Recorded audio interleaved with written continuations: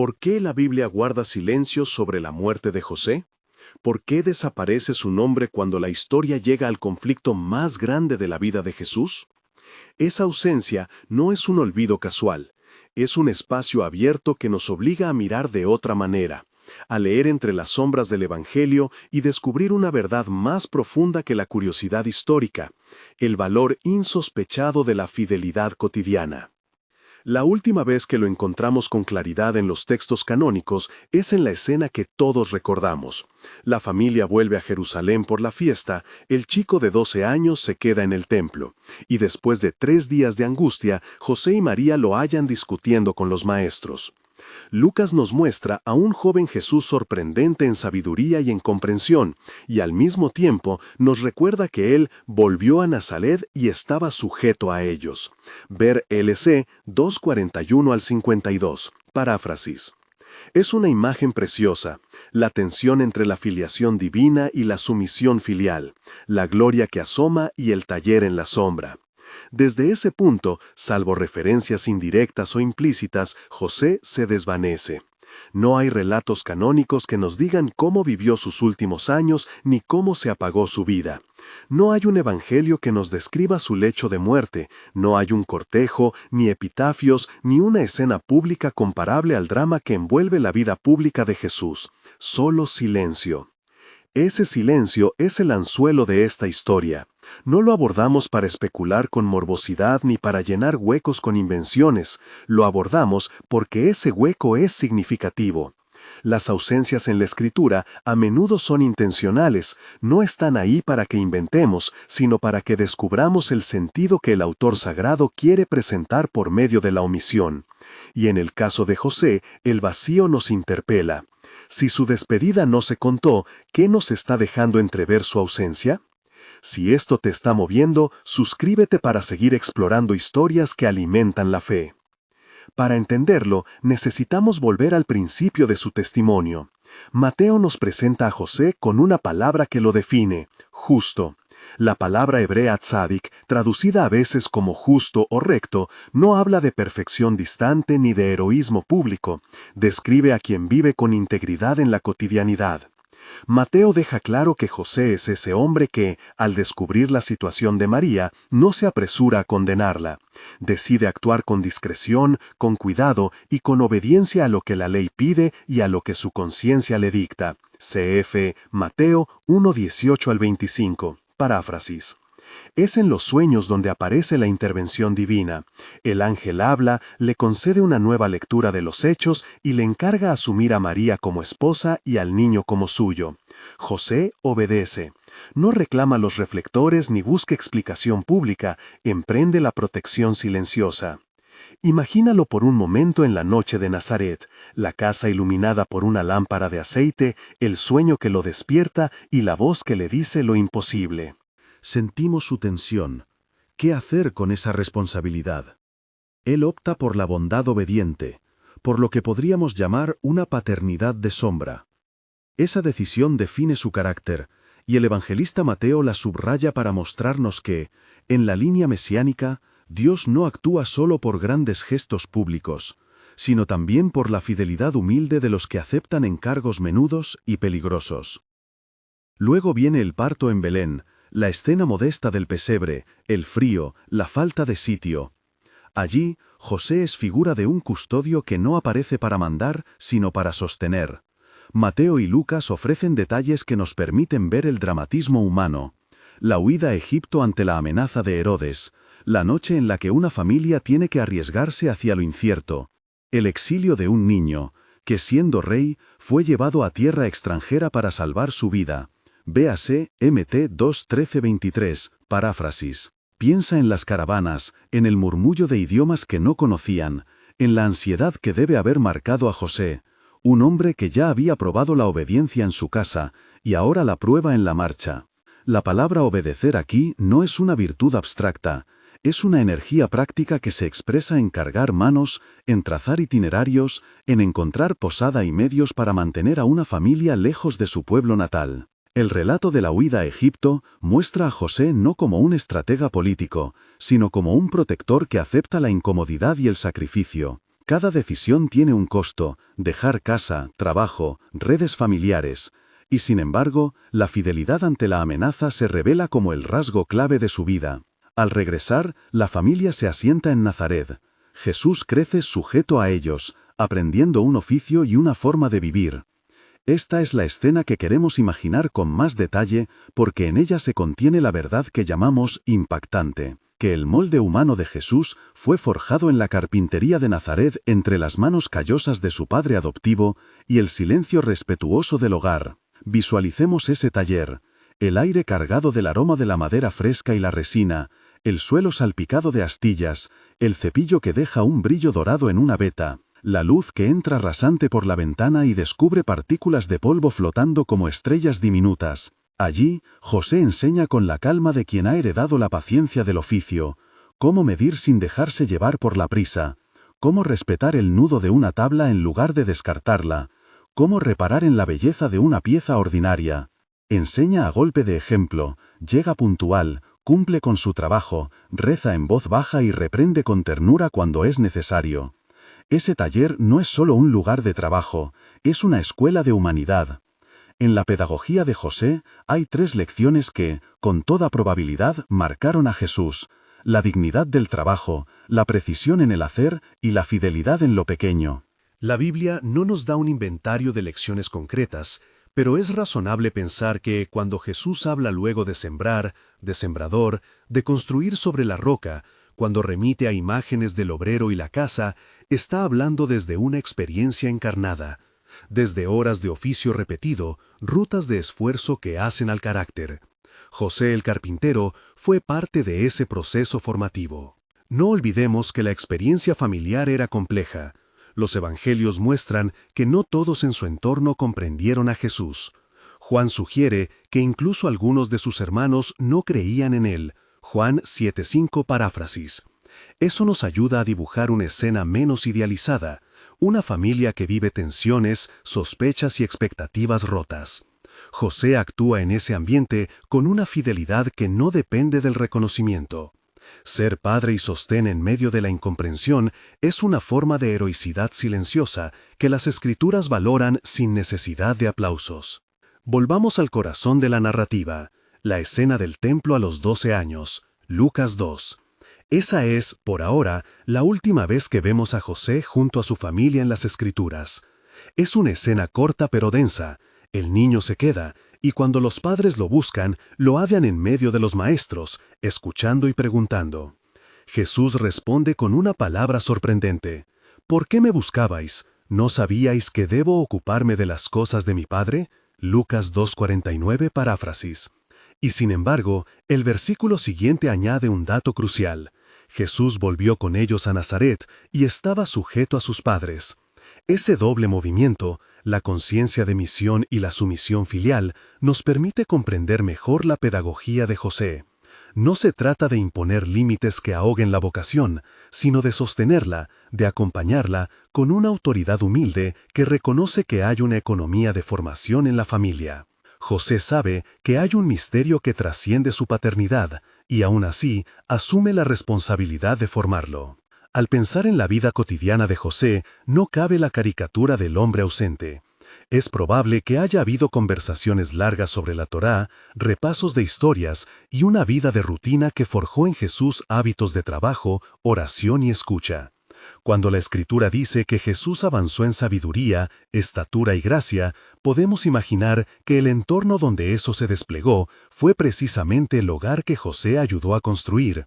Una casa sencilla, con mesas gastadas por el uso y con oraciones sencillas que subían al mismo cielo que luego veríamos en las palabras de su Hijo. Hay una teología escondida en lo cotidiano. Los escritores del Nuevo Testamento, al presentar a José como justo, insisten en que la justicia del justo muchas veces no es espectacular. Es la que sostiene la vida ordinaria, la que protege la infancia del Salvador, la que permite que la semilla crezca sin aplastarla. Encontramos en esto una lección que las epístolas confirman. La fe que obra en acciones concretas y en la atención a los desamparados es la que refleja la verdadera religión. Véase Santiago 1:27, paráfrasis.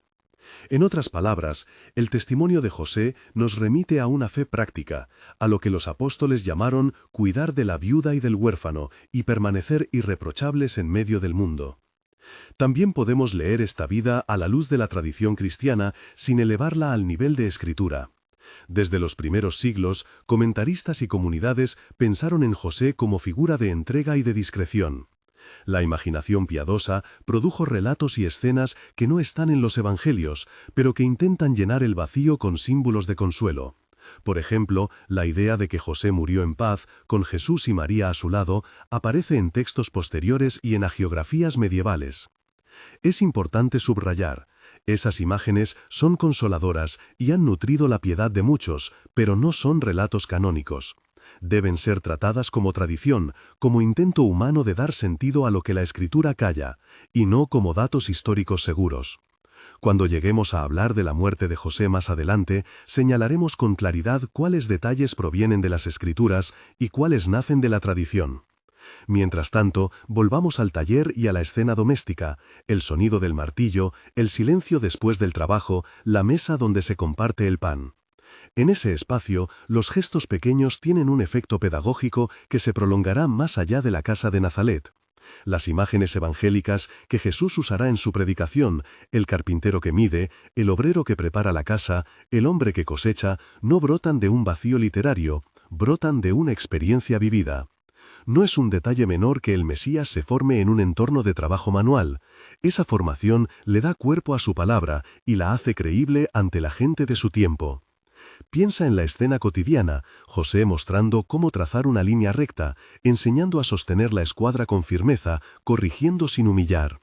En esos gestos hay una educación del carácter, la paciencia, la disciplina, la atención al detalle y el respeto por lo creado. Esas virtudes serán las que alimenten la forma en que Jesús mirará a la gente, la manera en que tratará al cegado y al marginado, la manera en que elogiará la fidelidad de quien guarda pocos panes para repartirlos con el hambriento. El tejido moral que José ayudó a tejer en la vida de Jesús no es anecdótico, es estructural. También hay un elemento de misterio y tensión en la vida familiar, la conciencia de que Jesús tiene una relación única con el Padre. José, siendo hombre justo, debe aprender a sostener esa singularidad sin ahogarla, sin desesperar por la necesidad de controlar. Estamos frente a una paternidad que aprende a perder el control en favor de la misión más grande. Ese aprendizaje duele.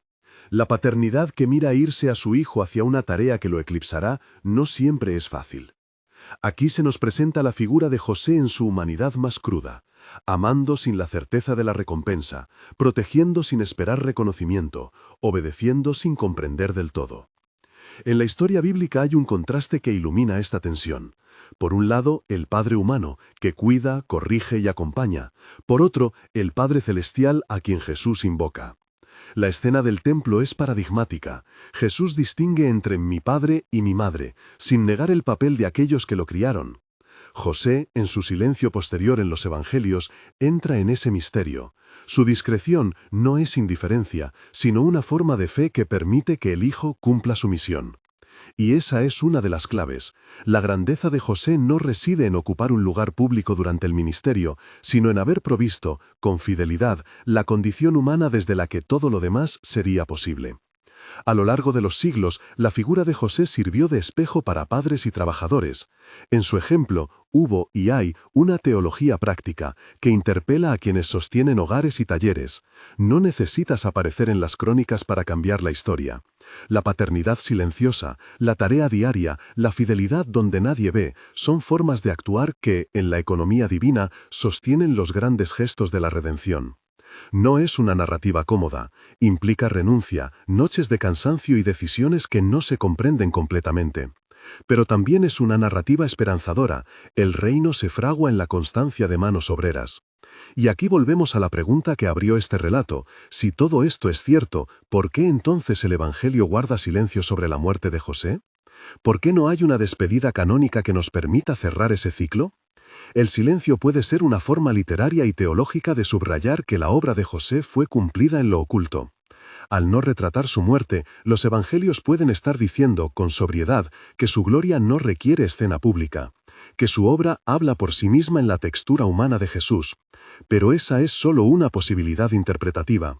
Existen otras lecturas y muchas tradiciones han procurado dar consuelo a la imaginación creyente.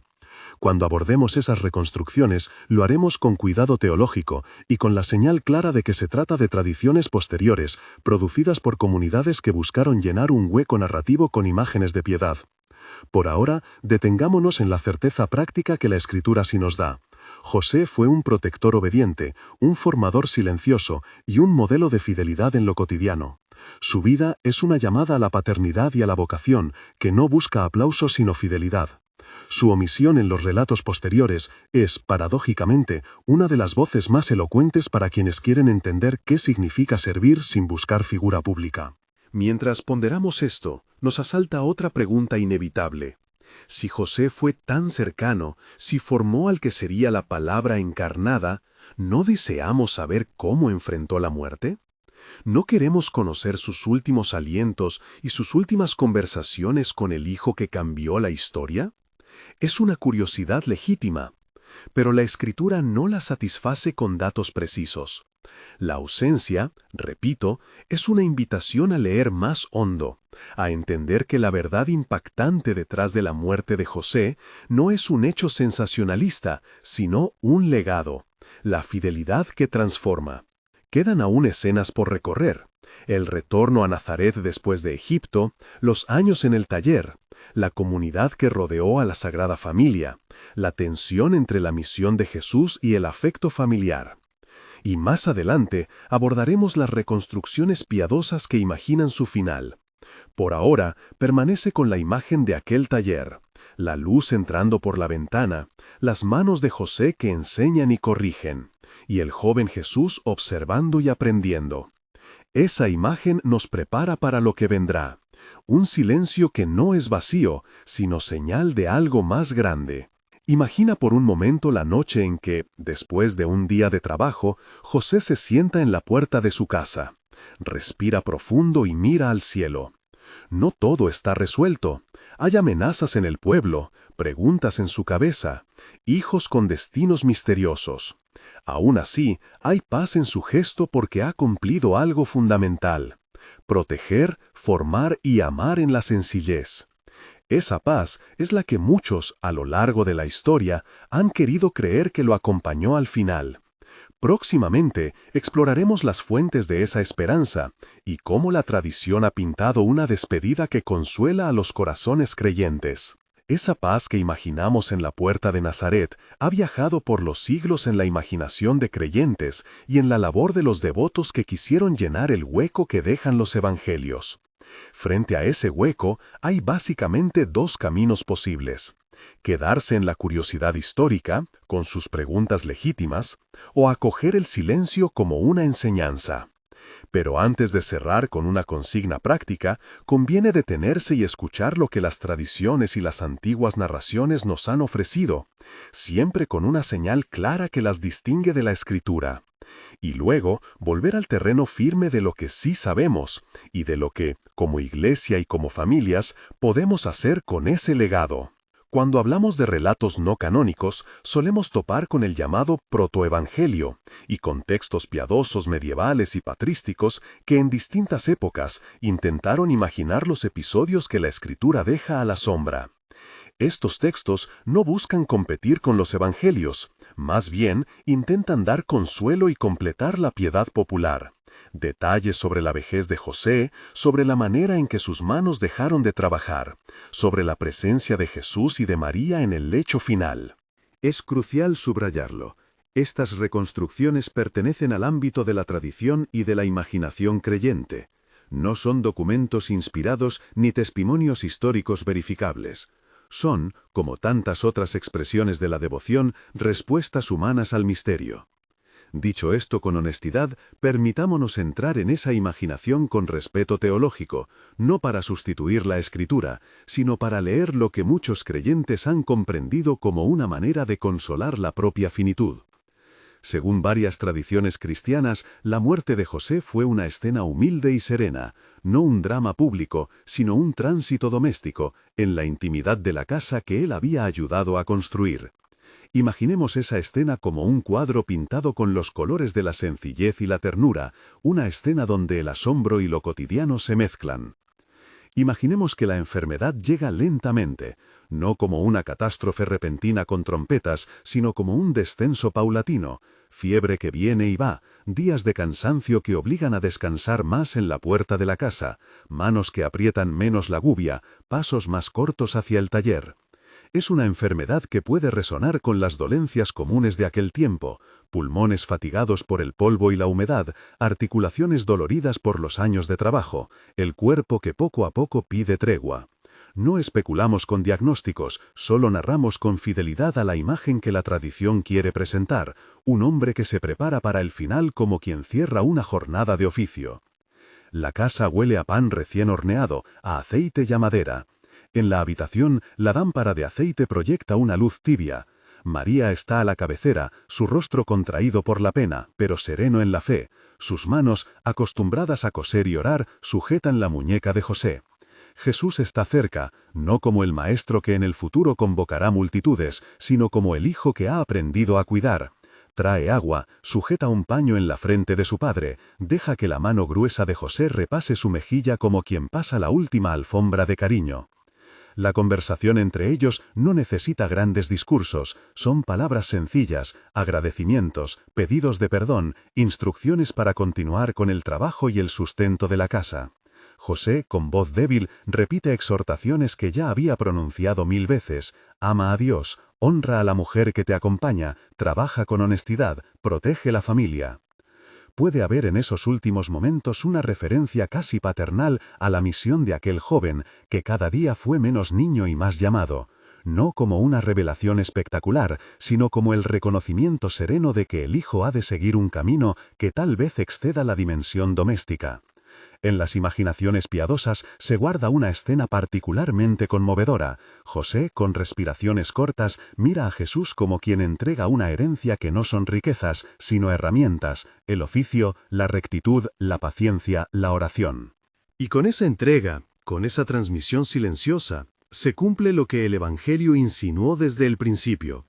José fue el custodio de la humanidad del Hijo de Dios, no el autor del misterio, sino el custodio del hombre que debía vivir ese misterio. La tradición añade palabras de consuelo. Se dice que José murió en paz, que su último exhalar fue acompañado del nombre de Dios pronunciado con suavidad. Se le representa recibiendo la bendición de su mujer y la presencia compasiva de su hijo. En algunos textos piadosos se habla de una muerte sin miedo, una muerte en la que el que había conocido la vulnerabilidad humana, ahora se goza en la certeza de que ha cumplido su oficio. Repito, son imágenes consoladoras, no atestados históricos, pero nos ayudan a comprender la lectura teológica que muchas comunidades hicieron del silencio evangélico. La muerte de José, lejos de ser un punto anecdótico, se convirtió en un sermón sobre la dignidad de la paternidad y la santidad de lo cotidiano. Si tomamos en serio la imagen y volvemos al registro histórico canónico, conviene subrayar varias cosas que la Escritura sí nos permite sostener. Primero, la ausencia de José durante el ministerio público no implica que no hubiera afecto ni legado. Jesús, que creció en Nazaret sujeto a ellos, Lucas 2, 51-52, lleva consigo modos, palabras e imágenes que remiten a un hogar. El oficio que aprendió se transparenta en los relatos de sus parábolas y en su empatía por el trabajo honesto. Segundo, el silencio evangélico sobre la muerte de José es significativo. La omisión invita a leer la vida de José como una exposición de lo que significa servir sin apariencia. No necesitamos ni contemplar ni reclamar una escena heroica. Su heroísmo fue cotidiano y suficiente. Tercer punto. La muerte de José, aunque callada en los evangelios, no dejó la impronta de un abandono. La comunidad cristiana primitiva parece haber reconocido a la familia de Jesús como un ejemplo de vida familiar que no evitó tensiones, como muestra Juan 7:5, donde se alude a dudas de algunos familiares, pero sí sostuvo una finalidad: la transmisión de fe y práctica. Santiago, quien en la tradición es presentado como hermano del Señor y que juega un papel importante en la iglesia de Jerusalén, da testimonio de que la familia de Nazaret no fue insignificante para la comunidad cristiana. Esto, otra vez, en el terreno de la historia eclesial más que en el de la biografía privada. La vida familiar, con sus tensiones y lealtades, produjo frutos en la misión de la iglesia. La pregunta que muchos pueden hacerse ahora es esta: ¿qué significa que su muerte sea privada para nosotros hoy? ¿Qué nos dice ese desenlace relativo al modo en que debemos vivir nuestra propia vocación? Aquí vuelvo a los temas teológicos que sostienen el relato devocional: la fidelidad cotidiana, la dignidad del trabajo y el valor testimonial de las pequeñas acciones. Las epístolas nos recuerdan que la fe auténtica se expresa en obras. La fe, si no tiene obras, está muerta. CF Santiago 2. Y Romanos recuerda que la fe es la base de la justicia que Dios reconoce en los hombres. CF Román 4:3 en su espíritu.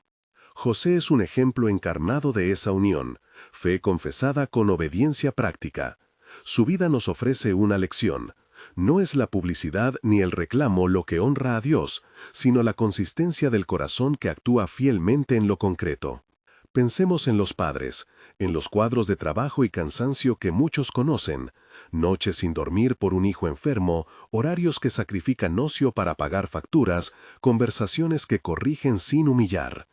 Todo eso tiene un eco en la figura de José. La llamada que brota de su ejemplo no es un llamado a la pasividad ni a una abnegación heroica sin límites, es una invitación a encontrar sentido eterno en lo que hacemos cada día. Ser fiel en lo que parece anodino es, a ojos de Dios, participación en la obra redentora del mundo. No prometo que tal fidelidad nos hará ricos o notorios. Simplemente digo, con las Escrituras en la mano, que la fe activa es la religión pura ante Dios. CF Santiago 1:27 en su espíritu. La tradición que imagina el lecho final de José aporta además una pedagogía para las despedidas. Enseñar a morir es parte de la tarea de vivir. En la escena que describimos, José no huye del final ni finge omnipotencia. Reconoce la fragilidad y, con la claridad que da la edad y la experiencia, consagra a su familia. Sus últimas palabras, según la piedad, no son teorías sobre el más allá ni discursos teológicos complejos, sino instrucciones para la vida. Ama, trabaja, ora, protege.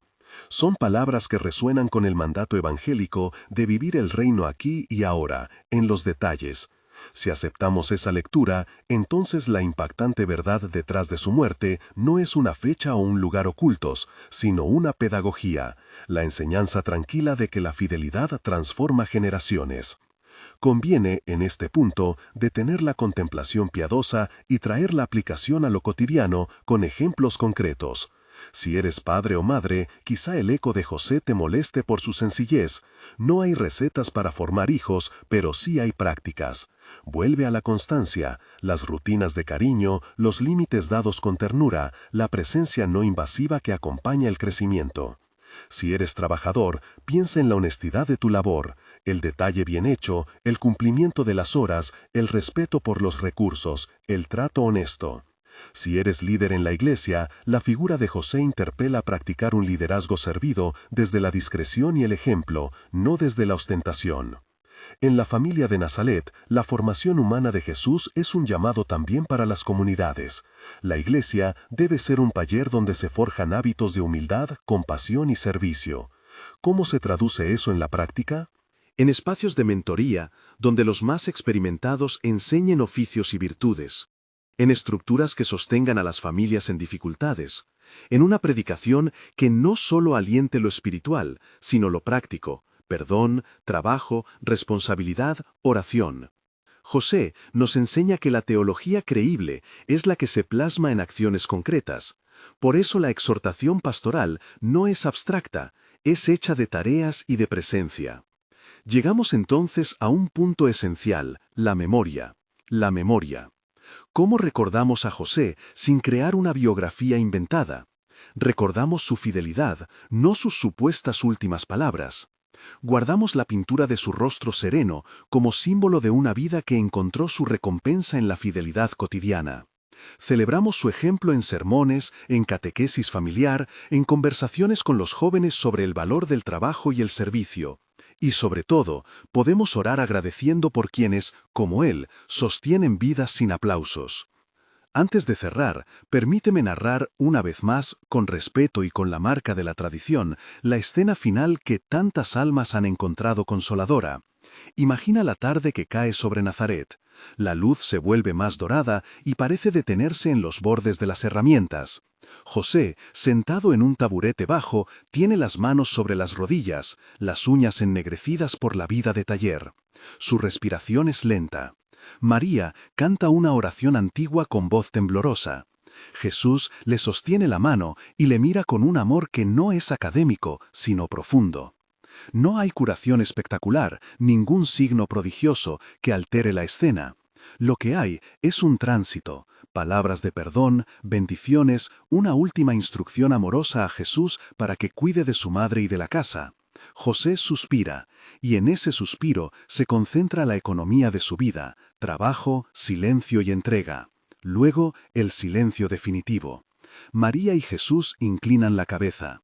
En la mañana siguiente, la comunidad sencilla acompaña el entierro, algunos vecinos, el olor del incienso o del aceite, una sepultura modesta. El mundo no se estremece con noticias, sin embargo, para los que tienen ojos de fe, se ha cerrado un capítulo esencial. El guardián ha cumplido su oficio. ¿Qué aprendemos de esa escena? Aprendemos que no siempre lo más determinante ocurre con ruido. La historia de la salvación no se construyó únicamente en las grandes plazas ni en los grandes discursos, sino también en las noches de Nazaret, en las manos que enseñaron, en las rodillas que oraron y en el corazón que protegió. La muerte de José, aunque callada, nos recuerda que el impacto puede ser silencioso y perdurable. Al mirar la figura de José desde la óptica pastoral, surgen también dos preguntas prácticas que te propongo considerar ahora, como lector y como parte de una comunidad que quiere vivir la fe de manera coherente. Primera pregunta: ¿qué legado quieres dejar? No me refiero a bienes materiales o a reconocimiento público, sino a hábitos, palabras y acciones que tus hijos, tu equipo de trabajo o tu comunidad puedan recordar como enseñanza. José legó oficio, oración y rectitud. ¿Qué tres cosas te gustaría que te recordaran a ti? Haz una lista concreta, un hábito que quieras transmitir, una práctica de oración familiar, una forma de tratar al que sufre. Segunda pregunta: ¿cómo cuidas ahora a quienes sostienen a tu familia y comunidad en silencio? En nuestras comunidades hay muchos Josés y Marías que trabajan sin reconocimiento, cuidadores, encargados, maestros, trabajadores de servicios. Hacer memoria de José nos lanza a la práctica de agradecer y sostener a esos hermanos y hermanas. Una llamada, una ayuda material, un reconocimiento público en la asamblea, una oración ofrecida por ellos. La fe que obra se traduce en cuidado concreto. Antes de despedirnos con la imagen que nos trajo al comienzo, la lámpara que se apaga sin estruendo, quiero regresar al motivo cristiano que da sentido a todo esto, la esperanza pascual. La muerte, incluso la muerte sencilla de un hombre justo, no es el último verbo de la historia. En la fe cristiana, la fidelidad terrena tiene su eco en la misericordia de Dios. La Escritura no nos entrega la escena final de José en términos explícitos, pero sí nos asegura que la fidelidad de los siervos fieles no pasa desapercibida ante el Señor. Esta no es una promesa de prosperidad ni de fama, es una promesa de que lo que se hace por amor y por obediencia tiene valor eterno. La recompensa última puede no ser la que imaginamos en términos humanos, pero la Escritura nos impulsa a vivir con la confianza de que el bien hecho permanece. Cierro con una imagen que deseo que te acompañe. Piensa en la vida como un taller, donde cada acción deja una huella en la madera del mundo. No todas las marcas se verán a primera vista. Muchas quedarán bajo barniz, en la estructura que sostiene una casa, en los cimientos que no se exhiben. José, en ese taller simbólico del mundo, trabajó sin buscar vitrinas. Su silencio en los evangelios no es un desaire, sino una épica de lo ordinario. La verdad impactante detrás de su muerte entonces no es una revelación escandalosa, sino una convicción serena. La fidelidad humilde transforma la historia. Padre nuestro que ves el secreto de cada casa, te damos gracias por los hombres y las mujeres que en su labor callada sostienen vidas. Te pedimos por los padres que se cansan, por los trabajadores que aman lo que hacen sin reconocimiento, por las madres que sostienen familias con manos cansadas. Danos la gracia de aprender de José la paciencia, la obediencia humilde y la ternura que forma. Que nuestras manos sean herramientas para el bien, que nuestras palabras sean consuelo y que nuestras vidas, como las suyas, contribuyan a la edificación del reino. Amén. Si este relato ha tocado tu corazón, deja en los comentarios una palabra sobre cómo vas a sembrar fidelidad esta semana.